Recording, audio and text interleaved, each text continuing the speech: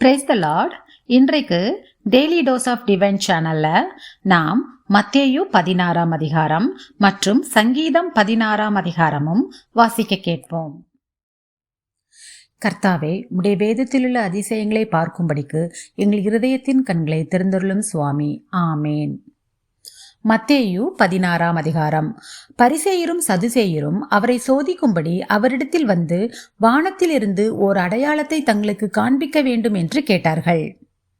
அவர்களுக்கு அவர் பிரத்யுத்தரமாக, அஸ்தமனமாகிற போது செவ்வானம் இட்டிருக்கிறது, அதனால் வெளிவாங்கும் என்று சொல்லுகிறீர்கள்.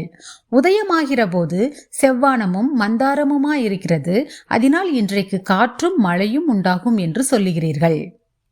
மாயக்காரரே, வானத்தின் தோற்றத்தை நிதானிக்க உங்களுக்கு தெரியுமே, காலங்களின் அடையாளங்களை நிதானிக்க உங்களால் கூடாதா? இந்த பொல்லாத விபசார சந்ததியார் அடையாளம் தேடுகிறார்கள். யோனா தீர்க்கதரிசியின் அடையாளமே இன்றி வேறே அடையாளம் இவர்களுக்கு கொடுக்கப்படுவதில்லை என்று சொல்லி அவர்களை விட்டு புறப்பட்டு போனார். அவருடைய சீஷர்கள் அக்கறை சேர்ந்தபோது அப்பங்களை கொண்டு வர மறந்து போனார்கள். இயேசு அவர்களை நோக்கி, பரிசேயர் சதுசேயர் என்பவர்களின் புளித்த மாவை குறித்து எச்சரிக்கையாயிருங்கள் என்றார். நாம் அப்பங்களை கொண்டு வராதபடியால் இப்படி சொல்லுகிறார் என்று அவர்கள் தங்களுக்குள்ளே யோசனை பண்ணி கொண்டார்கள். இயேசு அதை அறிந்து, அற்ப விசுவாசிகளே, அப்பங்களை கொண்டு வராததை குறித்து நீங்கள் உங்களுக்குள்ளே யோசனை பண்ணுகிறதென்ன? இன்னும் நீங்கள் உணரவில்லையா?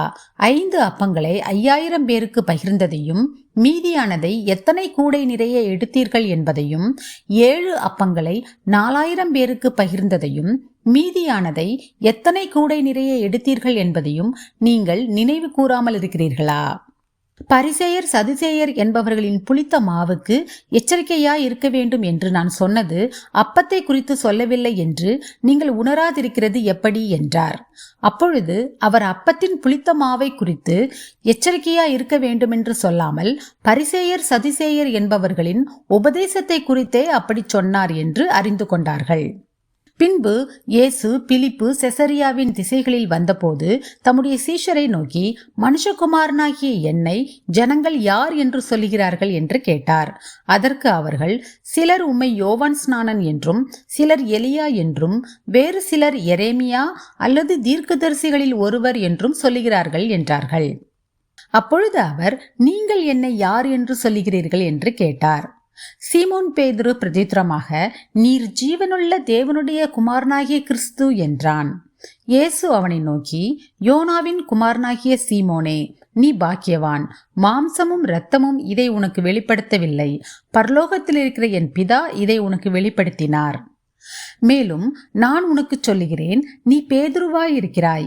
இந்த கல்லின் மேல் என் சபையை கட்டுவேன், பாதாளத்தின் வாசல்கள் அதை மேற்கொள்வதில்லை. பரலோக ராஜ்யத்தின் திறவுகோல்களை நான் உனக்கு தருவேன்.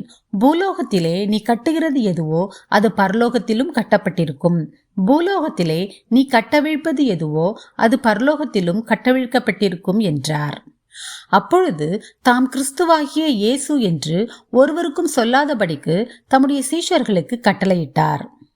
அது முதல் இயேசு தாம் எருசலேமுக்கு போய் மூப்பராலும் பிரதான ஆசாரியராலும் வேதபாரகராலும் பல பாடுகள் பட்டு கொலையுண்டு 3ஆம் நாளில் எழுந்திருக்க வேண்டும் என்பதை தம்முடைய சீஷர்களுக்கு சொல்லத் தொடங்கினார்.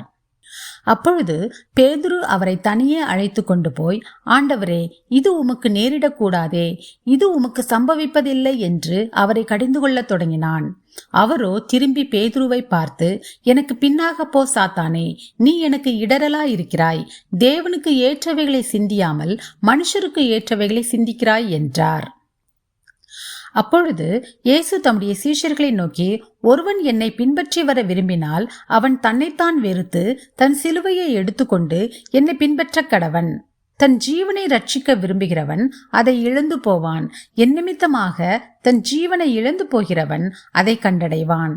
மனுஷன் உலகம் முழுவதையும் ஆதாயப்படுத்தி கொண்டாலும் தன் ஜீவனை நஷ்டப்படுத்தினால் அவனுக்கு லாபம் என்ன? மனுஷன் தன் ஜீவனுக்கு ஈடாக என்னத்தை கொடுப்பான்? மனுஷகுமாரன் தம்முடைய பிதாவின் மகிமை பொருந்தினவராய் தம்முடைய தூதரோடும் கூட வருவார். அப்பொழுது அவனவன் கிரியைக்கு தக்கதாக அவனவனுக்கு பலன் அளிப்பார். இங்கே நிற்கிறவர்களில் சிலர் மனுஷகுமாரன் தம்முடைய ராஜ்யத்தில் வருவதை காணும் முன் மரணத்தை ருசி பார்ப்பதில்லை என்று மெய்யாகவே உங்களுக்கு சொல்லுகிறேன் என்றார். சங்கீதம் 16ஆம் அதிகாரம். தேவனே, என்னை காப்பாற்றும், உம்மை நம்பியிருக்கிறேன். என் நெஞ்சமே, நீ கர்த்தரை நோக்கி, தேவரீர் என் ஆண்டவராயிருக்கிறீர். என் செல்வம் உமக்கு வேண்டியதாயிராமல் பூமியிலுள்ள பரிசுத்தவான்களுக்கும் நான் என் முழு பிரியத்தையும் வைத்திருக்கிற மகாத்துமாக்களுக்கும் அது வேண்டியதாயிருக்கிறது என்று சொன்னாய். அந்நிய தேவனை நாடி பின்பற்றுகிறவர்களுக்கு வேதனைகள் பெருகும். அவர்கள் செலுத்துகிற இரத்த பான பலிகளை நான் செலுத்த மாட்டேன். அவர்கள் நாமங்களை என் உதடுகளினால் உச்சரிக்கவும் மாட்டேன். கர்த்தர் என் சுதந்திரமும் என் பாத்திரத்தின் பங்குமானவர். என் சுதந்திரத்தை தேவரீர் காப்பாற்றுகிறீர். நேர்த்தியான இடங்களில் எனக்கு பங்கு கிடைத்தது. ஆம், சிறப்பான சுதந்திரம் எனக்கு உண்டு. எனக்கு ஆலோசனை தந்த கர்த்தரை துதிப்பேன். ராக்காலங்களிலும் என் உள்ளிந்திரியங்கள் என்னை உணர்த்தும். கர்த்தரை எப்பொழுதும் எனக்கு முன்பாக வைத்திருக்கிறேன். அவர் என் வலது பார்சத்தில் இருக்கிறபடியால் நான் அசைக்கப்படுவதில்லை. ஆகையால் என் இருதயம் பூரித்தது, என் மகிமை களி கூர்ந்தது, என் மாம்சமும் நம்பிக்கையோட தங்கியிருக்கும். என் ஆத்துமாவை பாதாளத்தில் விடீர், உம்முடைய பரிசுத்தவானை அழிவை காண ஒட்டீர். ஜீவ மார்க்கத்தை எனக்கு தெரியப்படுத்துவீர். உம்முடைய சமூகத்தில் பரிபூர்ண ஆனந்தமும் உம்முடைய வலது பார்சத்தில் நித்திய பேரின்பமும் உண்டு. ஆமேன். நாம் ஜெபிப்போம். அன்புள்ள இயேசு சுவாமி, இந்த அருமையான காலை வேளையை தந்ததற்காக உமக்கு கோடான கொடி நன்றி இயேசப்பா. கடந்த இரவு முழுதிலும் எங்களோடு கூடவே இருந்து எங்களை பாதுகாத்து அருமையாக இந்த காலை வேளையை தந்ததற்காக உமக்கு நன்றி இயேசப்பா.